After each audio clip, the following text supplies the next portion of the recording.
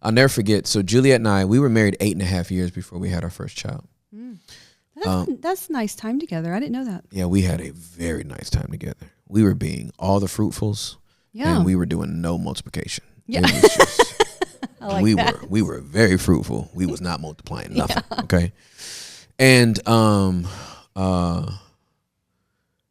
I'll never forget Juliet's go-to answer.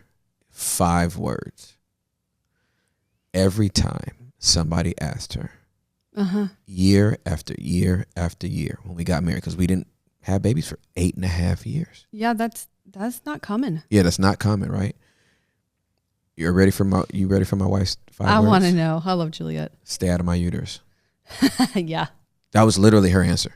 Yeah. When are you guys having kids? But Juliet Stay out of my uterus. Juliet has some boundaries. She does. Not all, and it's not just women, because men get sucked into that pressure too. Yep.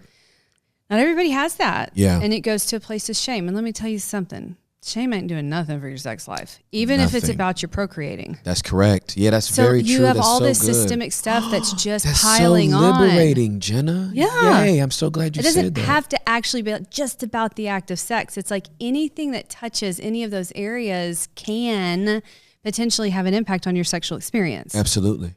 So you got to keep it complex. Well, and you know, just to round out that whole conversation about us waiting to have our babies, when we did start having babies, Juliet's been pregnant 5 times. We lost 3 kids.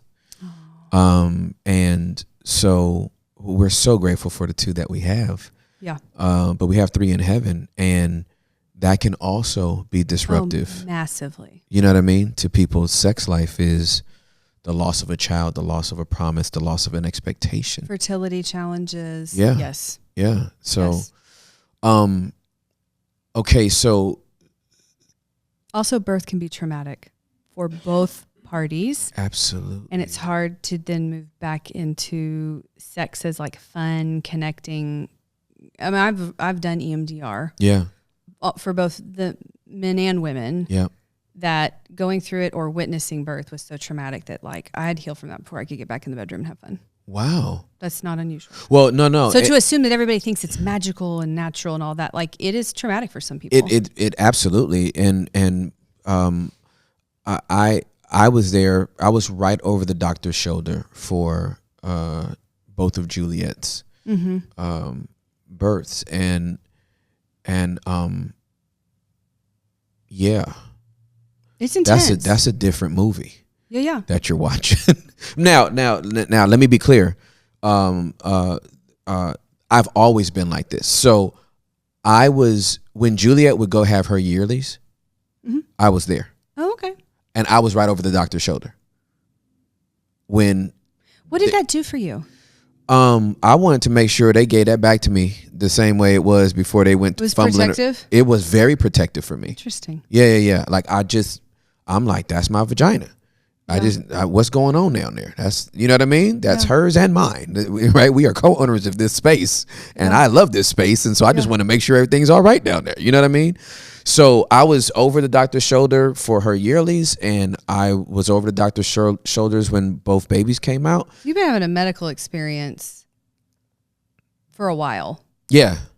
That wasn't shocking for you. No, it wasn't shocking for me at all. I cut the umbilical cords for both of my kids. Yeah. It's again, Juliet is my person. This is me outside of me. Right? Yeah. That's me. So I care about me. I care about my body. You know what I mean? I care about my future. I care about my thoughts. I care about my dreams in this person, right? And so maybe people don't think about it that deeply, but when I talk about sex, I talk about it from a place of I'm in love with me. Yeah. Both sides of me. You know what I'm saying? And the oneness of us and we and all of that kind of stuff.